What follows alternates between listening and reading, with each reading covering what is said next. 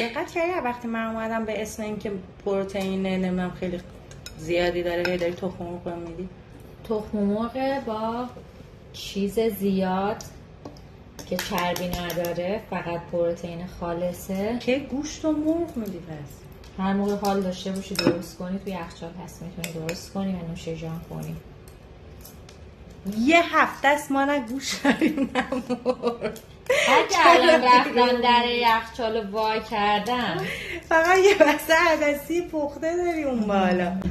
نه الان میخوای بخندی بگی؟ نه بگو چی میخواستی بگی؟ الان میگه میدونی که بهترین چیزی که بدن بتونه جذب کنه تخمه. به خدا بیشترین تحقیقاتی که انجام دادن یکی رو کراتین رو تخم مرغه. فقط رو کراتین، مثلا رو گوشت و مرغ و اینا تحقیق چرا؟ ولی یعنی فقط پروتئین و آمینو اسیدایی که توی تخم مرغ هست به خدا انواع اقسام آمینو اسیدا رو داره. آقا من بعد چربی خالص اون زردش خیلی اصلا یه چیز خفنه، هیچ مشکلی هم نداری. صبحانه، نهار و شام نوش جان کنید.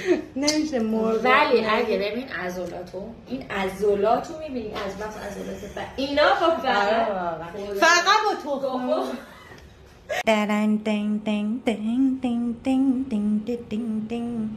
باورم نمیشه که باید نون سق بزنم که از گشنگی نمیرم.